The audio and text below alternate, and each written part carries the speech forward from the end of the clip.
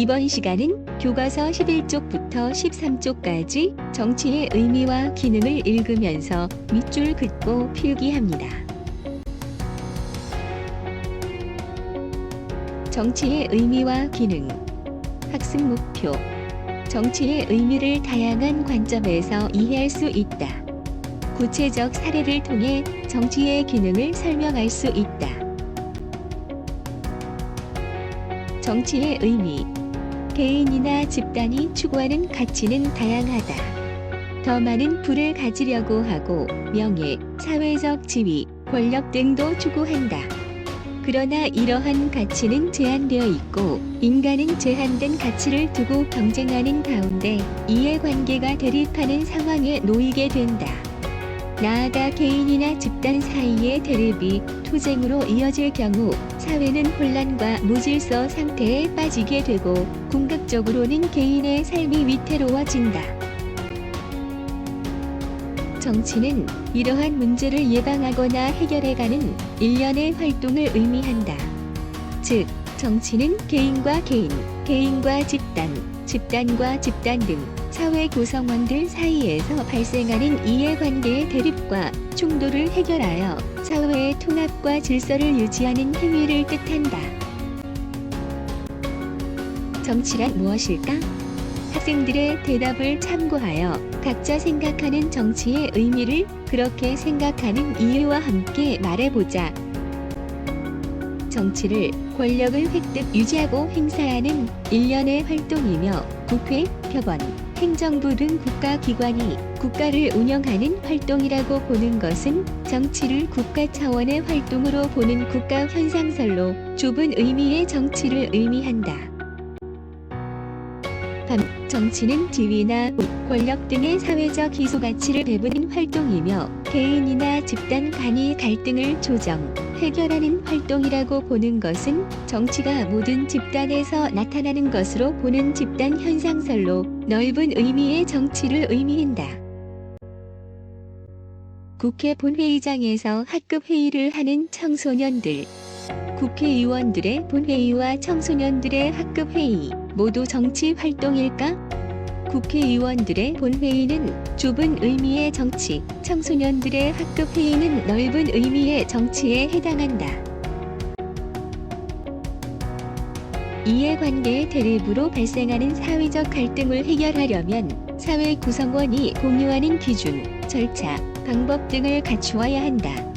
일반적으로 법에 의한 재판, 정부의 조정과 중재, 법의 제정이나 개정 등의 방법으로 해결하는데 이러한 방법은 공통으로 국가 차원에서 이루어진다는 점에서 국가의 운영이라는 정치적 의미를 지닌다. 또 다른 방법으로 관련 집단 간의 자발적인 대화를 통해 합의하기도 하는데 이는 집단 차원에서 이루어지는 갈등의 해결이라는 정치적 의미를 지닌다. 이렇듯 대립적 이해관계의 해결은 국가 차원과 집단 차원에서 복합적으로 나타나는 정치 현상으로 볼 수 있다. 정치는 권력 행위로서의 의미도 지닌다. 개인이나 집단은 각자가 추구하는 목적을 실현하기 위해 합법적으로 가능한 모든 수단을 동원하게 되는데 그 과정에서 대립하는 다른 사람이나 집단을 지배하려 하기 때문이다. 정치적 쟁점을 해결하는 과정에서 대화하고 타협하는 일련의 행위는 상대방을 설득하고 동의를 구하는 것이며 이는 곧 상대에게 나를 따르도록 영향력을 행사하는 권력 행위와 일맥상통한다.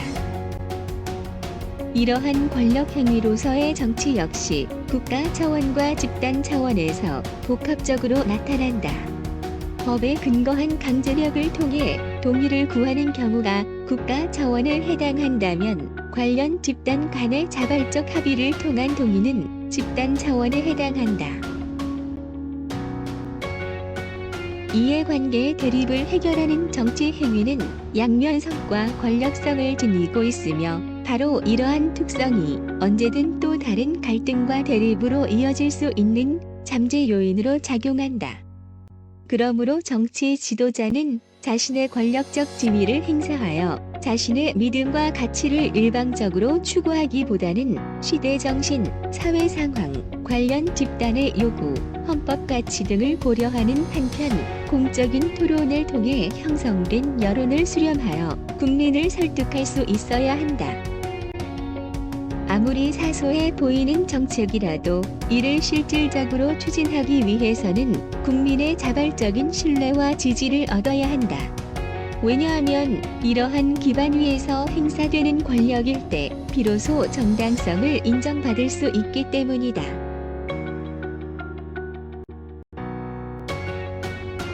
집단 차원의 정치. 집단 차원에서 나타나는 정치 행위는 집단 내에서 서로 다른 의견을 조정하기 위해 집단 내적 차원의 정치 과정을 동반한다. 권력. 라스웰은 의사결정을 할 때 다른 사람을 지배하는 힘을 권력으로 보았다. 양면성. 프랑스의 정치학자 듀베루제는 정치의 본질은 언제 어디서나 상반되는 가치와 감정을 동시에 포함한다는 데 있다라는 말로 정치의 양면성을 설명하였다. 정치는 사회 구성원들 사이에서 발생하는 이해관계들과 충돌을 국가의 개입이나 집단 간 자발적 합의를 통해 해결함으로써 사회 질서를 유지하는 모습으로 부여. 정치의 기능. 홉스는 자연 상태를 만인에 대한 투쟁 상태로 보았다. 그리고 국가는 바로 이러한 투쟁 상태를 극복하기 위해 인위적으로 만들어 놓은 고도의 정치적 산물이라고 정의하였다. 이렇듯 국가를 전형적인 정치 집단으로 여기는 관점에서 보면 사회적 갈등을 해결하고 질서를 유지하는 것이 국가의 기능이자 곧 정치 기능이다. 근대 시민사회의 성립 이후 20세기 초까지는 입법, 사법, 행정작용을 중심으로 국가 기능 또는 정치 기능을 이해하였다. 즉, 위에서 아래로의 지배와 통제를 중심으로 정치 기능을 파악하였다. 그러나 시민단체를 비롯한 다양한 집단의 정치 참여가 활발한 오늘날에는 이해관계의 조정, 정부 정책의 감시와 비판, 정치적 의사의 형성 등과 같은 정치 기능이 확대되고 있다. 시민 스스로 정치의 주체가 되어 정치에 적극적으로 참여함으로써 공적 영역을 형성하고 이를 정치화하는 기능이 중요해지고 있다.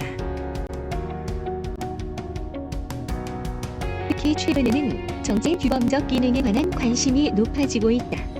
규범적 기능이란 정치, 경제, 사회, 문화 등 삶의 토대가 되는 사회적 조건을 개선하는 가운데 바람직한 삶의 모습을 만들어가는 것을 말한다.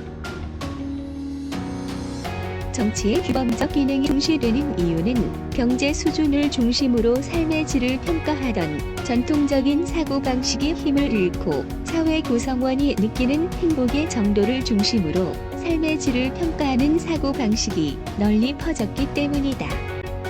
행복은 주관적인 성격이 강하지만 다른 한편으로 사회적 조건에 영향을 받는다. 이러한 사회적 조건을 개선하는 일은 바람직한 사회에 대한 미래의 이상을 제시하고 국민의 합의와 동참을 수반한다. 정치의 성격. 마키아벨리는 군주론에서 군주는 인간과 동물의 본성을 모두 활용할 필요가 있으며 그중 하나라도 없으면 쓸모가 없다고 했다. 또한 군주는 사자와 여우를 모범으로 삼아야 한다고도 했다. 늑대를 이길 힘을 가진 사자이면서 함정에 빠지지 않는 여우가 될 필요가 있다는 것이다. 그렇다 하더라도 겉모습은 항상 신실하고 인자하게 보여야 한다며 양면성을 가진 군주의 모습을 강조하였다. 야누스는 두 개의 얼굴을 갖는 이중적 성격을 지닌다. 전쟁과 평화, 선과 악 등과 같은 상반된 의미를 동시에 지니는 상징으로 이해된다. 군주와 야누스에서처럼 정치도 양면성이 있음을 읽어낼 수 있다. 수고하셨습니다.